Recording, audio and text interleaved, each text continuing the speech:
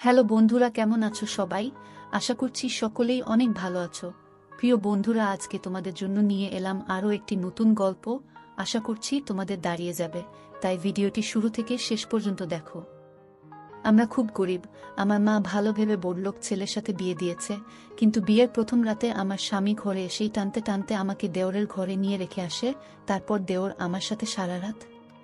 আমার নাম রত্না, আমি একটা গরিব ঘরের মেয়ে, আর আমার বিয়ে একটা মিডিল ক্লাস ফ্যামিলিতে ঠিক হয়। 2 মাস পরেই রমেনের সাথে আমার বিয়ে।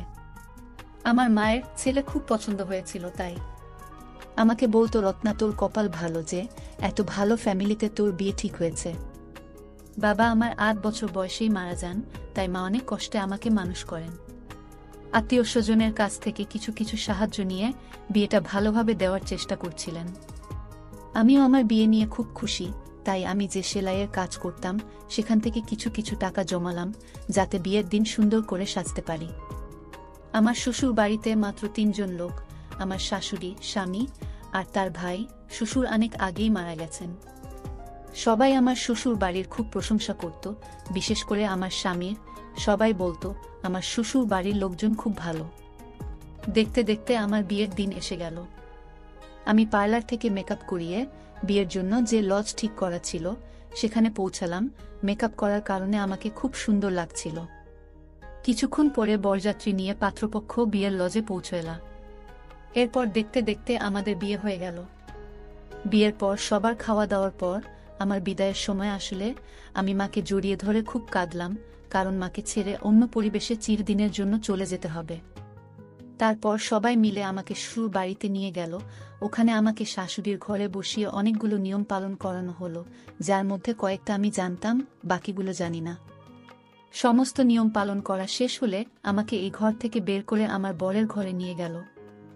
ঘরটা আগে থেকেই ফুল দিয়ে সুন্দর করে সাজানো। এরপর আমাকে খাটে বসিয়ে মাথায় ঘোমটা টেনে দিল। সারাদিনের ধকলে আমি খুবই ক্লান্ত, তাই ঘুম ঘুম পাচ্ছিল। কিন্তু আমি চুপচাপ বসে থাকলাম স্বামীর অপেক্ষায়। 1 ঘন্টার বেশি হয়ে গেল, এখনো আমার স্বামীর কোনো খবরই নেই। আর একটা আশ্চর্যের ব্যাপার হলো, সারাদিনে আমার বর আমার সাথে একবারও কথা বলেনি, এমনকি কারোর সাথে কথা বলতেও শুনিনি। এইভাবে চুপচাপ বসে থাকতে থাকতে কখনো যেন একটু ঝিমুনি ভাব এলো। হঠাৎ দরজার আওয়াজে আমার ঘুম ভেঙে গেল। তাকিয়ে অবাক হয়ে দেখলাম ঘরের মধ্যে কেউ নেই।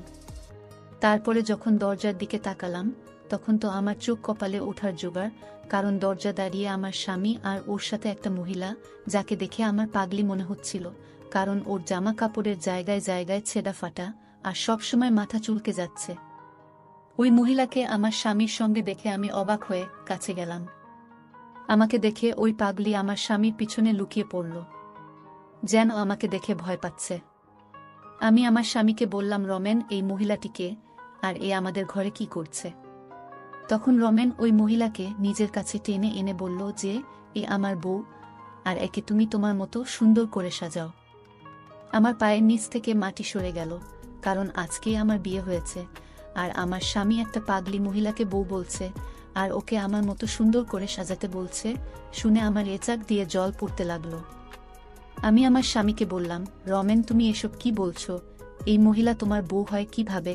তোমার বউটা আমি। তুমি তো আজকেই সবার সামনে আমাকে বিয়ে করেছ, আর এখন তুমি চাইছো এই মহিলাকে সুন্দর করে সাজিয়ে আমার জায়গায় বসাতে। এসব কথা শুনে রমেন রেগে গিয়ে বলল, আমি বলেছি তো এ আমার বউ, তুমি একে তোমার মতো সুন্দর করে সাজিয়ে এই ঘরে বসাও, তারপরে তুমি এই ঘর থেকে বেরিয়ে যাও, না হলে আজকেই তোমাকে আমি তালাক দিয়ে দেব। এ কথা শুনে আমার গা কাঁপতে লাগলো, কারণ আমার মা অনেক আশা ভরসা নিয়ে আমার বিয়ে দিয়েছে। যদি আমার তালাক হয়ে যায়, তাহলে তো আমার মা জীবিত লাশ হয়ে যাবে। আমার মা সারা জীবন শুধু দুঃখই পেয়েছে। আমি চাই না যে আমার জন্য আমার মা আবার দুঃখ কষ্ট পাক।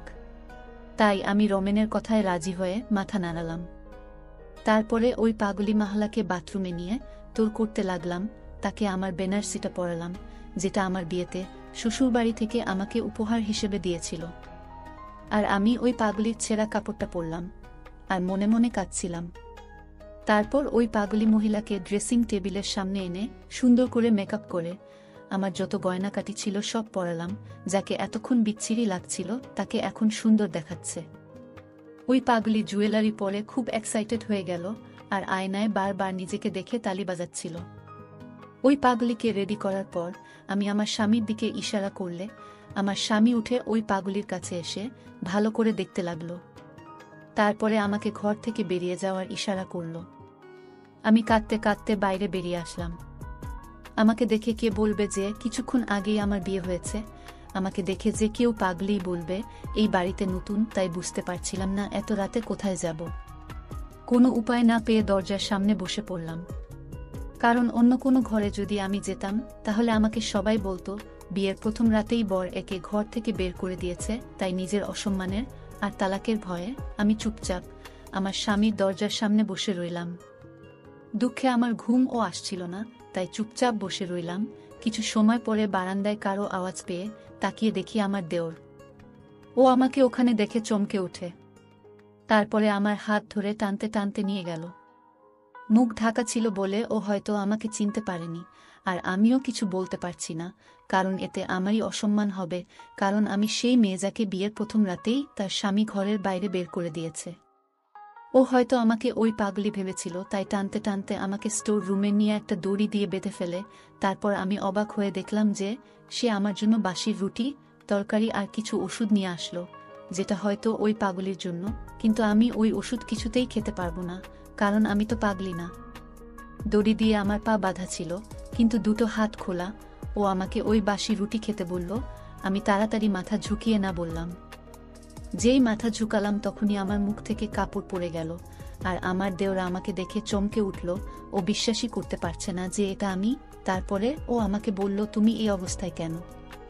আমি কাঁদতে কাঁদতে ওকে সব কথা খুলে বললাম। ও আমার কথা শুনে মাথায় হাত দিয়ে বসে পড়ল। তারপরে বলল, তোমার উচিত হয়নি দাদার কথা শুনে ওই পাগলিকে নিজের জায়গায় বসানো আর ঘর থেকে বেরানো। এ কথা শুনে আমি বললাম যে তোমার দাদা আমাকে তালাক দেওয়ার আর এই বাড়ি থেকে বের করে দেওয়ার ভয় দেখাচ্ছিল। আর আমার তালাকের কথা শুনলে আমার মা জীবিত লাশে পরিণত হবে। তারপর আমার দেওর আমার পা থেকে দড়ি খুলে আমাকে ওর পিছন পিছন আসতে বলল। আমি ওর পিছন পিছন স্টোর রুম থেকে বেরিয়ে অন্য একটা ঘরে গেলাম, যেখানে আমার শাশুড়ি ঘুমিয়ে।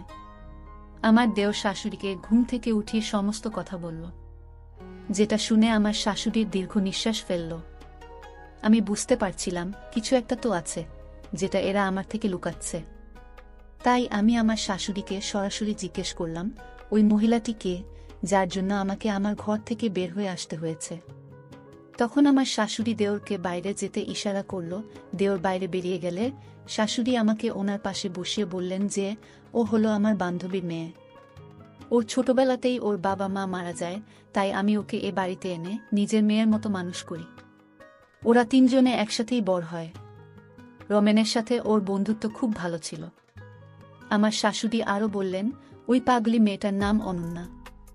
ও বড় হলে আমার শাশুড়ি ওকে বিয়ে দেওয়ার জন্য পাত্র দেখতে শুরু করলে অনন্যা বলে যে ও কাউকে ভালোবাসে আর তাকেই বিয়ে করতে চায়। এটাতে আমার শাশুড়ি খুশি হয়ে ওই ছেলের সাথেই অনন্যার বিয়ে ঠিক করেন।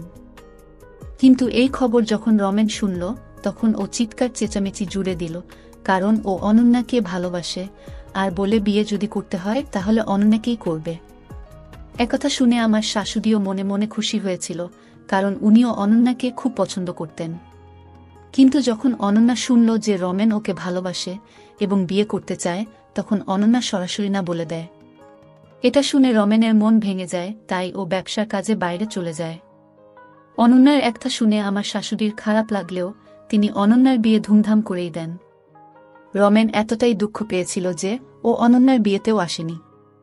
অনন্যা বিয়ের মাত্র 2 মাস পরেই ফিরে আসে, কারণ ওখানে থেকে ও কেমন পাগল হয়ে যাচ্ছিল। আর ওর স্বামী ওর সমস্ত গয়নাগাটি টাকা পয়সা নিয়ে পালিয়ে যায়। তারপরে আর তাকে খুঁজে পাওয়া যায়নি। পরে খোঁজ খবর নিয়ে জানা যায় অনন্যার সঙ্গে ছেলেটির অনলাইনে পরিচয়, তার মানে ছেলেটি একটা ফ্রড, যে টাকা পয়সার লোভে ফ্রড বিয়ে করেছিল। অনন্যা তখন প্রেগন্যান্ট। এ কথা শুনে দুঃখে অনন্যা পাগলের মতো আচরণ করতে শুরু করে।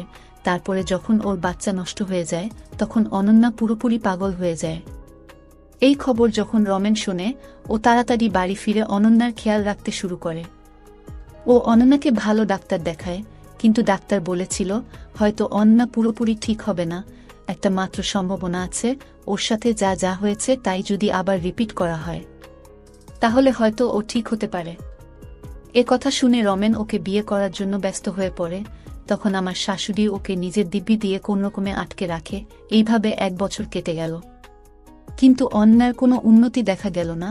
তাই আমার শাশুড়ি রমেনকে বোঝাতে লাগল, অনন্যা যখন 1 বছর ও ঠিক হয়নি, তাহলে কি এমন গ্যারান্টি আছে যে ও বিয়ের পরে ঠিক হয়ে যাবে? অনন্যা খুব বেশি পাগলামি করত, আর ওর ধারে কাছে কেউ ঘেঁষতে পারত না। আর কয়েকবার তো ও কামড়ানোরও চেষ্টা করেছে, আর সুযোগ পেলেই বাড়ি থেকে পালিয়ে যেত। তাই আমরা ওকে দড়ি দিয়ে বেঁধে রাখতে বাধ্য হই। রমেনের এত চেষ্টার 1 বছর পরেও অনন্যা যখন ঠিক হলো না, তখন বাড়ির সবাই রমেনকে বুঝিয়ে শুনিয়ে বিয়ে দিল। কারণ সবাই ভেবেছিল যে রমেন বিয়ে করলে হয়তো ওর মন থেকে অনন্যার প্রভাব কমে যাবে। আমার শাশুড়ি সব সময় চাইত রমেন যেন বিয়ে করে সুখী হতে পারে। কিন্তু রমেন যে অনন্যাকে পুরনো জীবনের কথা মনে করানোর জন্য অনন্যাকে নিজের বাসর ঘরে নিয়ে গেছে, এটা তারা কেউ জানত না। শাশুড়ির মুখ থেকে এই সমস্ত কথা শুনে আমার কারেন্টের শক খাওয়ার মতো অবস্থা হলো। কারণ আমাকে এমন একটা ছেলের সঙ্গে বিয়ে দেওয়া হয়েছে যে আগে থেকেই অন্য কাউকে ভালোবাসে। হয়তো আমরা গরিব, তাই আমাদের সাথে এইসব করা যায়, কারণ ওরা জানে আমরা কিছুই করতে পারবো না। এইসব ভেবে ভিতরে ভিতরে কান্নায় আমার বুক ফেটে যাচ্ছিল। তখন আমার শাশুড়ি আমাকে নিয়ে আমার স্বামীর ঘরের দরজার সামনে এসে দরজা খুললে দেখতে পেলাম যে অনন্যা নতুন শাড়ি গহনা পরে মেঝেতে শুয়ে আছে, আর রমেন খাটের উপর বসে বসে কান্না করছে। রমেন ওর মাকে দেখেই মার কাছে এসে মাকে জড়িয়ে ধরে কাঁদতে লাগলো। কান্না থামলে আমার শাশুড়ি রমেনকে বোঝাতে লাগলো যে রমেন আমার সাথে কি কি অন্যায় করেছে। এরপর রমেন আমার দিকে মাথা নিচু করে দাঁড়িয়ে আমার কাছে ক্ষমা চাইল। এরপর আমার শাশুড়ি ঘুমন্ত অন্নাকে ঘুম থেকে উঠিয়ে বুঝিয়ে শুনিয়ে নিজের সঙ্গে নিয়ে গেলেন। উনারা যাওয়ার পরেই রমেন আমার কাছে আবার ক্ষমা চেয়ে আমাকে কারণ বোঝাতে লাগলো, যেটা আমি আগে আমার শাশুড়ির কাছে থেকে শুনেছি। আমি বুঝতে পারলাম যে রমেন বিয়ে করতে চাইত না, যাতে ও অনন্যার দেখাশোনা করে, ঠিক করতে পারে এবং ওকে বিয়ে করতে পারে। কিন্তু বাড়ির সবাই জোর করে ওকে আমার সাথে বিয়ে দিয়ে দেয়। রমেন নিজের দুঃখ আমার সাথে শেয়ার করতে শুরু করলে আমি ওকে বললাম, আমি সবসময় তোমার পাশে আছি। আমার নিজের উপর বিশ্বাসও ছিল যে আমি ওর মনে আমার জন্য জায়গা করে নিতে পারবো, আর এইসব কথা না আমি আমার মাকে না অন্য কাউকে বলতে পারবো। আমি ওই বাড়িতে অনন্যার সাথে নিজের বোনের মতো ব্যবহার করতে শুরু করি, ওর খাওয়া দাওয়া দেখাশোনা করতে থাকি। ফলে বাড়ির সকলের সাথে সাথে রমেনের মনেও আমার জন্য জায়গা তৈরি হয়, যেটা আমার স্বামী আমার সঙ্গে মিষ্টি মিষ্টি কথা বলে বোঝাত। কিন্তু অনন্যার অবস্থা কোনো উন্নতি হয়নি। ওর ওষুধ চেঞ্জ করেও দেখা হয়েছে, কিন্তু কোনো ফল পাওয়া যায়নি। কিন্তু তবুও রমেন চাইতো অনন্যা যেন ভালো হয়। তাই আমি দিনরাত পরিশ্রম করতাম, ওকে নিয়ে ডাক্তারের কাছে চেক আপ করাতে যেতাম। কিন্তু অনন্যার অবস্থার কোনো উন্নতি হয়নি। ধীরে ধীরে অনন্যার অবস্থা খারাপ হতে থাকে, ও এখন সারাদিন বিছানাতেই শুয়ে থাকে। তাই আমি রমেনকে গিয়ে বললাম ওকে শহরের সবচেয়ে ভোলা ডাক্তারকে দিয়ে চেক আপ করাতে। যখন আমরা সেই ডাক্তারের কাছে নিয়ে গিয়ে চেক আপ করালাম, ডাক্তারের কথা শুনে আমরা সবাই হতাশ হয়ে গেলাম। কারণ ডাক্তার বলল অনন্যার শরীরে ধীরে ধীরে ক্যান্সার ছড়িয়ে পড়েছে, ওর জীবন আর মাত্র কয়েকদিনের। কিন্তু আমরা হাল না ছেড়ে ওর ক্যান্সারের চিকিৎসা করাতে লাগলাম। কিন্তু এত চিকিৎসা করেও কোনো ফল পাওয়া গেল না। আমার বিয়ের 6 মাসের মাথায় অনন্যা সবাইকে দুঃখ দিয়ে এই পৃথিবী ছেড়ে চলে গেল। ওই ছেলেটার উপর আমার খুব রাগ হতো, যার কারণে অনন্যার এই অবস্থা। ওই ছেলে পৃথিবীর যেখানেই থাকুক না কেন, জীবনে কখনো সুখী হতে পারবে না। ওই ছেলেটি যদি লোভর কারণে অনন্যার জীবন নিয়ে ছিনিমিনি না খেলত, তাহলে অনন্যা এখন ছেলে মেয়ে নিয়ে সুখে শান্তিতে ঘর সংসার করত। কিন্তু আমরা যেটা ভাবি সেটা সবসময় হয় না, কারণ বিধাতা যার কপালে যা লিখে দিয়েছে তাই হয়। অনন্যার সাথেও তাই হয়েছিল, যা বিধাতা ওর কপালে লিখে রেখেছিল, যার দুঃখ আমাদের সারা জীবনেও শেষ হবে না। এখন অনন্যা নেই, তাই রমেনের জীবনে শুধুমাত্র আমিই ছিলাম।